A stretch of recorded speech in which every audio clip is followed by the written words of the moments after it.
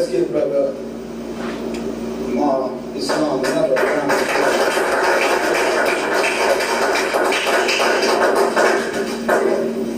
In the name of Allah, the Beneficent, the Merciful, who came in the person of Master Fuad Muhammad, to whom all holy praise is due forever. And in the name of his divine servant and messenger, the most honorable Elijah Muhammad. In their holy names, I'd like to greet my brothers and sisters in greeting words of peace and paradise in the Arabic language. Assalamu alaikum. Is everyone all right so far? Yes, sir. All praises are due to Allah. I'd like to thank Brother Minister Kenneth Muhammad and the believers here at tip number 41 in Bridgeport, Connecticut, for putting on this program this weekend. And I enjoyed myself very, very much. It's always good to be with the believers, right? It's always good to be with those that are of like minds, is that right? It's always good to be with those that think like you and want to seek to do things just like you. Because we're all family, is that right? That's right. All praises come to Allah.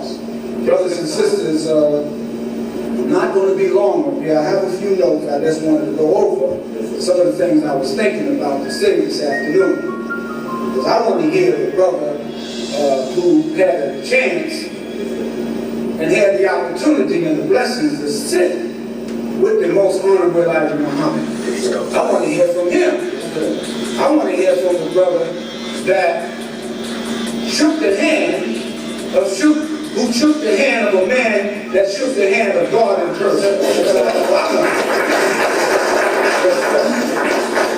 But I want to talk for a few minutes about something I was thinking about.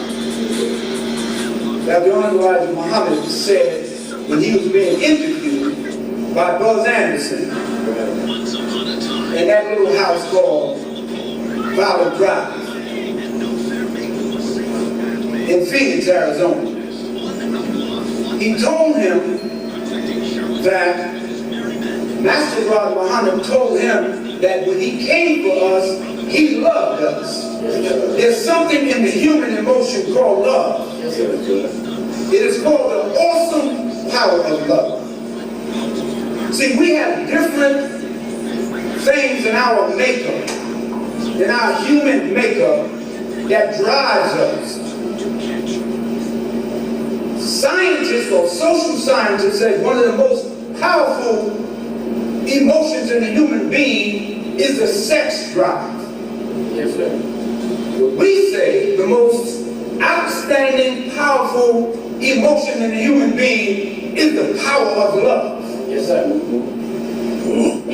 There's an emotion or part of us that has the emotion of appetite. You ever go, you've eaten a meal, right? And after you've eaten that meal, you're full. But you may go down the block, you may walk down the street and you smell the aroma of something that enhances your appetite again and you want to eat. But in the human being, the power of love is most ordinary, extraordinary. That's right. Love. And all of us experience that feeling that we call love. That's right. That first time you met your boyfriend or your girlfriend, you know that feeling.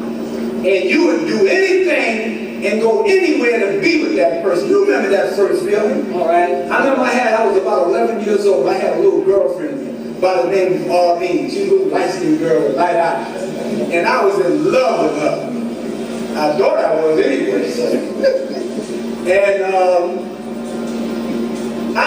I saw one young guy talking to her named Wesley. I beat him up because I thought I was in love. Y'all been there before.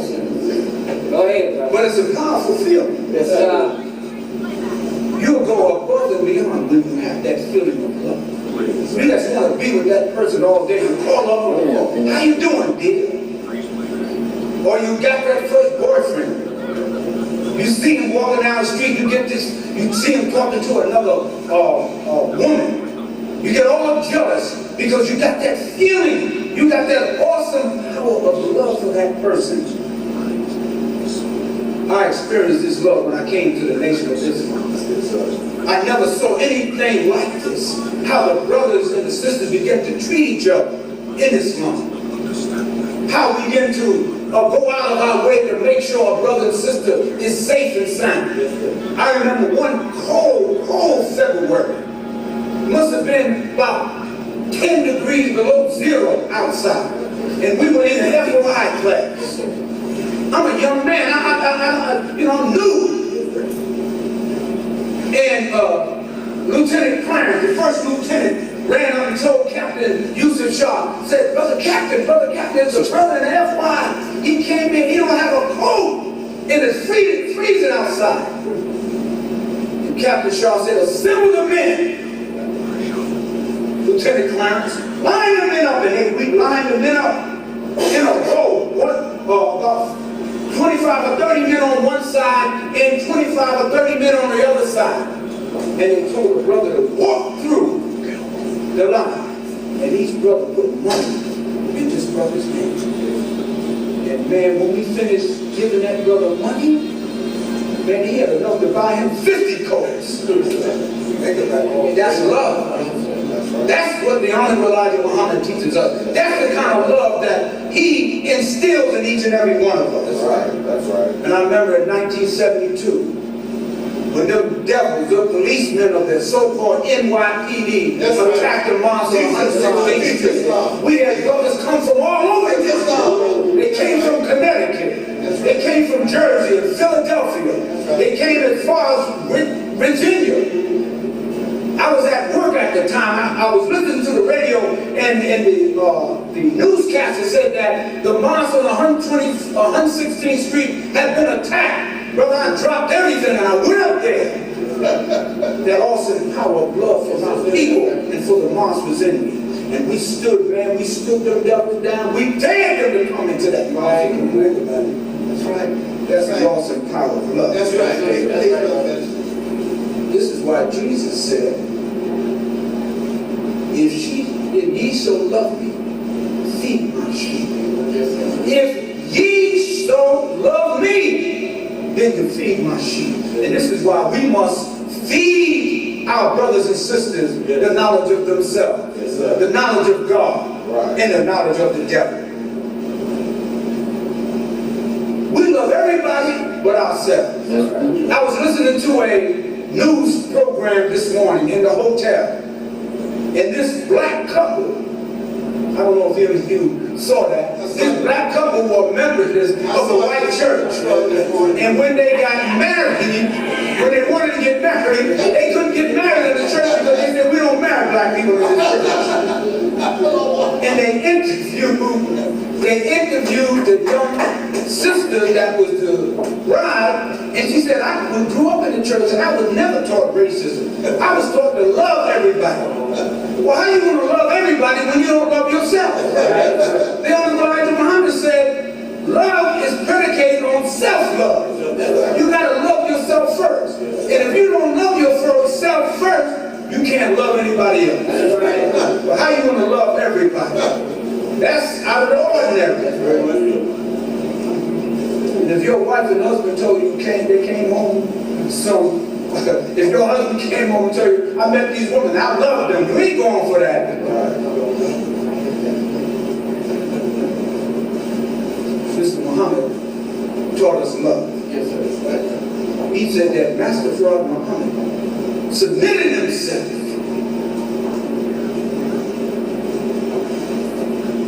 to come and find us, we the sleeping, dead, lost sheep in the wilderness of North America. He said he took off his holy robes and came down to America to find that which was lost and to find that one to teach the rest of us. He submitted himself to adversities. Brothers and sisters, that is love. Yes, sir. Well, you say, how is God going to submit himself or render himself to adversity? Well, you don't understand the working of God. Right. You don't understand the heart of God. The Honorable Elijah Muhammad said, this one who who signed his name, W.F. Muhammad, came to save us because he loved us. He had that awesome power of love. And he found that one, the Honorable Elijah Muhammad. He was looking for him. He was looking for a man that had that heart, that love in his heart for black people. And the only way you can teach black people, the only way you can work with black people, you gotta love them. Because they'll put you to pure hell. That's right. It's lonely up here sometimes. That's right. Because when you think you're helping them, they'll come after you. Yes, sir. That's right. That's right. And the Honorable Elijah Muhammad, what a powerful, beautiful, humble, loving man to work with us for more than 40 years. That's right. He had to run from his own family. That's right. Brother Minister Basir Muhammad said, Sister Clara Muhammad would talk about how she would have to go to the market when it was closed to get cabbage that was left over. Food that was left over to feed her family because her husband was on the run. He was on the run because he had a love for us and he knew that he had to stay alive so he could teach us. And he wanted to stay alive long enough that we could mature and come into the knowledge of ourselves. Yes, sir. He worked for 40 long years. Teach, brother. Teach us now. He loved us. Teach us now. That much. That's right. The awesome power of love. He taught us to love each other. He taught us to love your brother as you would love yourself. Love your sister as you would love yourself. Let us love our people. Brother Minister Kenneth, the next time we come here under these circumstances, we're going out. We're going to round up the FOI, we're going out. We're going to bring some people. I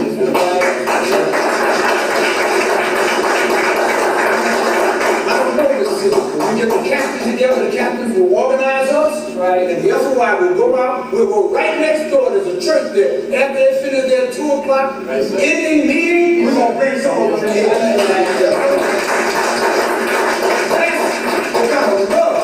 We got to have for our people. Right. Brother Minister Batim talked about the destruction of America. If we love our people before the destruction happens, what is going on right now, really, there is no particular day. They say you don't know the hour or the day. Well, there's 1,000 years of the day, and the day is 1,000 years to God. And if the destruction is in process, then we got to go get our people.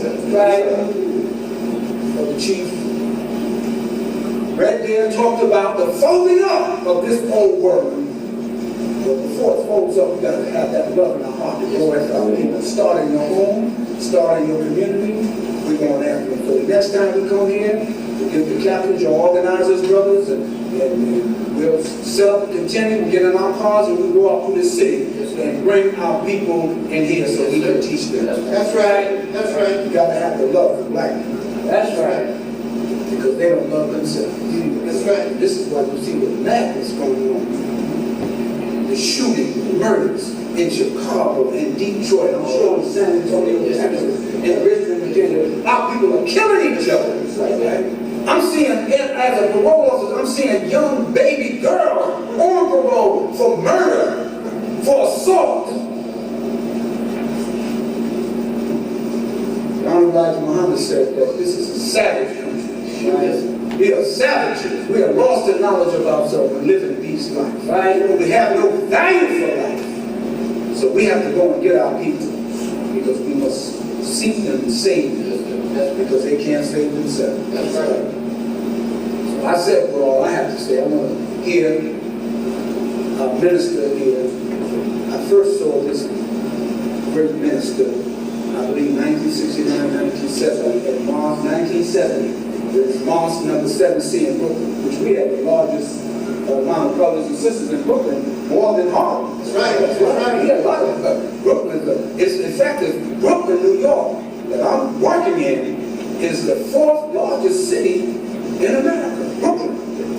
Got of the 2 million black people in New York City, majority of them are in Brooklyn. I met him in Brooklyn New York. He was teaching. The Honorable Elijah Muhammad sent him around. He came to New York City. And I said, and the brother taught a powerful subject. I don't remember everything he said, but I know it was powerful. And at the end of the meeting, he opens up for questions and answers, or for questions. And the lieutenant ran in the back to the secretary and said, hey, that minister's opening up for questions. So we got and said, the secretary said, brother, take it easy. So this man is well qualified to answer any question that comes from the floor. And I got the opportunity to see him, hear from him, and I'd like for you to hear from him. So I bring to this roster a man that sat and lived with the Honorable Elijah Muhammad for 3.5 years, Minister Basir. Let's bring him back to the round.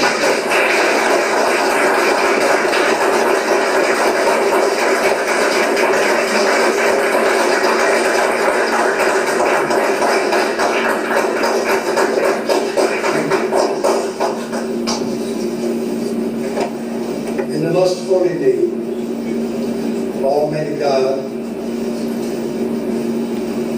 in the name of Master Farah Muhammad, we, the black men and women in America, can never give enough thanks and praise to them for raising up from among us this last and greatest messenger, the most honorable Elijah Muhammad. Yes, sir. When the messenger sent me to represent him throughout the country, he told me that he prayed to Allah that he would make me successful in spreading the truth throughout America, and to please give his greetings to the believers wherever I saw them. So I bring to you the greetings from the most honorable Elijah Muhammad. Salam alaikum. Well, yes, sir.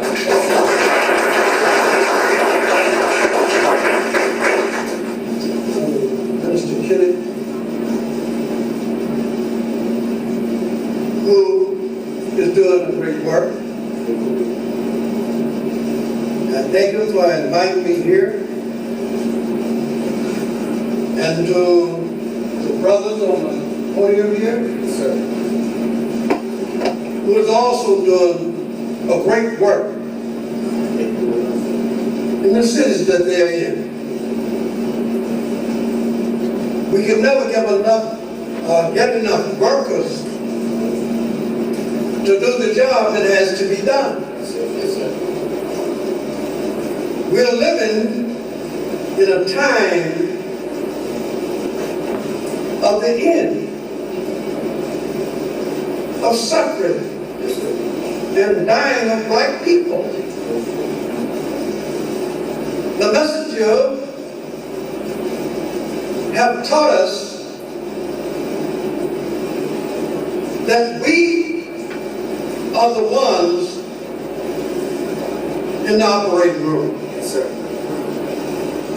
And it's up to us to help save our dying people.